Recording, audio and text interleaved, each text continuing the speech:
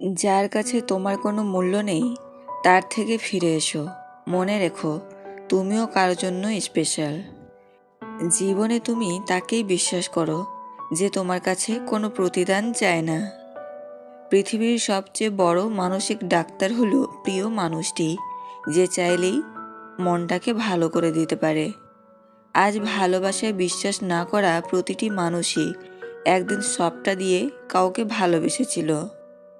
কেউ যখন বুঝতে পারবে আপনি তার জন্য পাগল, তখনই সে আপনাকে অবহেলা করতে শুরু করবে। আর এটাই বাস্তবতা। লোকে আমায় জিজ্ঞেস করে, তুমি এত খুশি থাকো কেমন করে? উত্তরে তাদের বলি, আমি লোকের খুশিতে জ্বলি না, আর নিজের দুঃখের কথা কাউকে বলি না। সবচেয়ে বড় অন্ধ সে যে নিজের দোষ চোখে দেখে না। সবচেয়ে বড় অশিক্ষিত সে যে নিজেকে সর্বদা নির্ভুল মনে করে। 5টি অভ্যাস নিজের থেকে একদম ঝেড়ে ফেলুন। 1. অন্যের দয়া কামনা করা। 2. পরিবর্তনকে ভয় করা। 3. অতীত নিয়ে পড়ে থাকা। 4. নিজেকে ছোট মনে করা। 5. অতিরিক্ত চিন্তা করা। সংসারের বোঝা টানা মানুষটা একদিন নিজেই সংসারের বোঝা হয়ে যায়। পৃথিবীর নিয়মটা বুঝি এমনই, খুব নির্মম, খুব কষ্টের। সবাই দেখে আমি ভালো আছি, আমি হাসি খুশি আছি, কিন্তু কেউ জানে না আমি বুকের ভেতরে কতটা কষ্ট নিয়ে বেঁচে আছি। আমাকে ভুলে যাওয়াটা অস্বাভাবিক কিছু নয়। প্রয়োজন ফুরালে মানুষ সৃষ্টিকর্তাকেও ভুলে যায়। আমি তো সাধারণ মানুষ মাত্র। ভালোবাসা আর সম্মান, এই দুটো জিনিস প্রিয় মানুষের কাছ থেকে পেলে জীবনে বেঁচে থাকার ইচ্ছেটাও দ্বিগুণ বেড়ে যায়। যত বড় হবে ততই বুঝতে পারবে পৃথিবীতে প্রয়োজন ছাড়া কেউ আপন হয় না। যেটা নিয়ে মানুষের মনে সবসময় হারানোর ভয় থাকে, সেটাই সবার আগে হারিয়ে যায়। মিথ্যাবাদী ও স্বার্থপর লোক বেশি দিন কারো কাছে ভালো থাকতে পারে না। সময়ের ব্যবধানে তার আসল রূপ ফুটে ওঠে।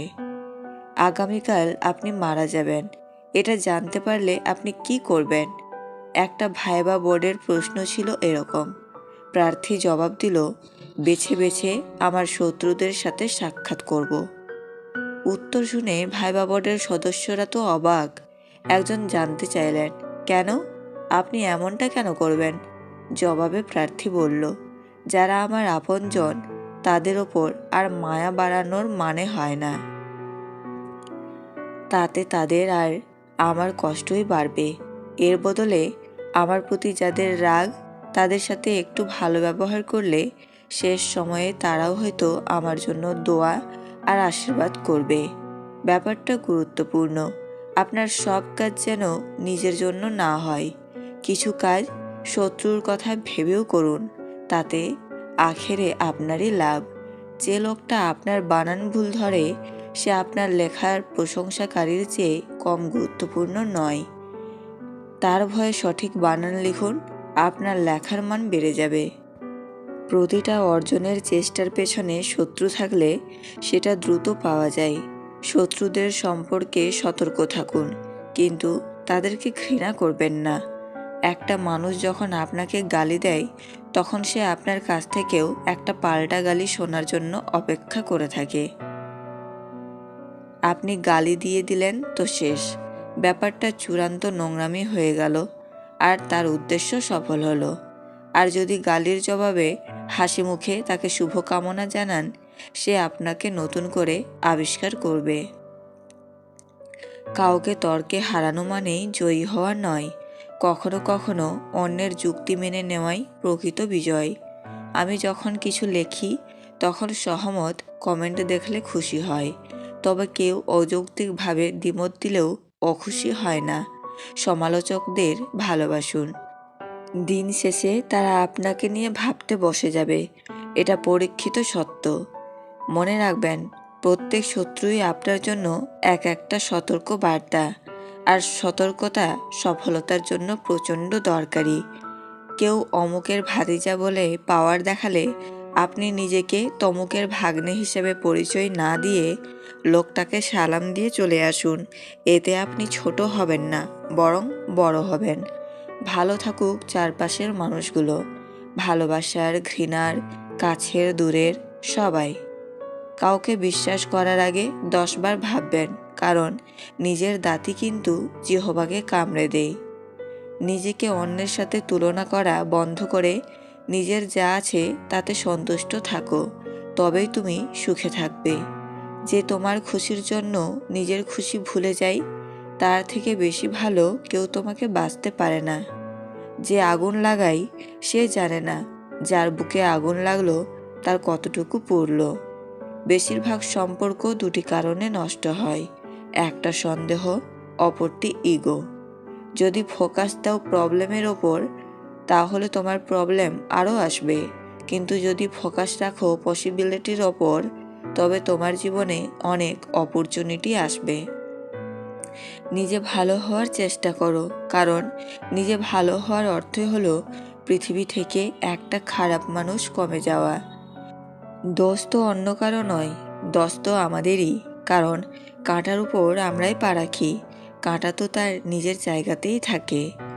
মানুষ যখন প্রেমে পড়ে তখন সে 1000 বছর বাঁচতে চায়, আর যখন সে ব্যর্থ হয় তখন মৃত্যু কামনা করে। এটাই হলো ভালোবাসার পরিণতি।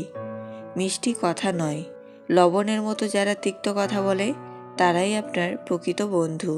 ইতিহাস সাক্ষী আছে, লবণে আজ পর্যন্ত পোকা ধরেনি। সম্পর্ক মোমের মতো হওয়া উচিত নয় যে অন্য কেউ আগুন লাগালে সেটা গলে যাবে, বরং প্রকৃত সম্পর্ক ইটের মতো হওয়া উচিত, যাতে কেউ আগুন লাগালে সেটা আরও শক্ত ও মজবুত হয়। অন্যের স্ত্রী এই 3টি ইশারা করলে বুঝবেন সে আপনার কাছে আসতে চাইছে। 1. আপনার সাথে বেশি বেশি টাইম কাটাতে চাইবে। 2. আপনার ভালো মন্দ জানতে চাইবে। 3.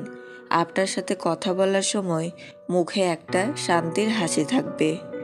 পৃথিবী থেকে আকাশ পর্যন্ত নিয়ম একটাই, যদি দুজনের মাঝখানে তৃতীয় কেউ চলে আসে তখনই গ্রহণ লেগে যায়। যে মানুষের অর্থ দুর্বল, সেই মানুষটা প্রিয়জন, পরিবার, সমাজ যাই বলুন সবার কাছেই মূল্যহীন। আত্মা সেই মুহূর্তে মারা যায় যখন 80,000 টাকা বেতন পাওয়া অফিসার 300 টাকা উপার্জনকারী শ্রমিকের কাছে ঘুষ খায়। সম্মান করতে শিখুন ওই মানুষগুলোকে যাদের সাথে খারাপ ব্যবহার করলেও আপনার সাথে তারা খারাপ ব্যবহার করে না। কেউ কারো জীবনে অপরিহার্য নয়, এই সহজ কথাটা যতদিন না পর্যন্ত আপনি বুঝতে পারবেন ততদিন আপনি ভালো থাকতে পারবেন না। আমাদের সমাজ সবসময় প্রতিষ্ঠিত কাউকে চায়, কিন্তু কাউকে প্রতিষ্ঠিত হতে সাহায্য করতে চায় না।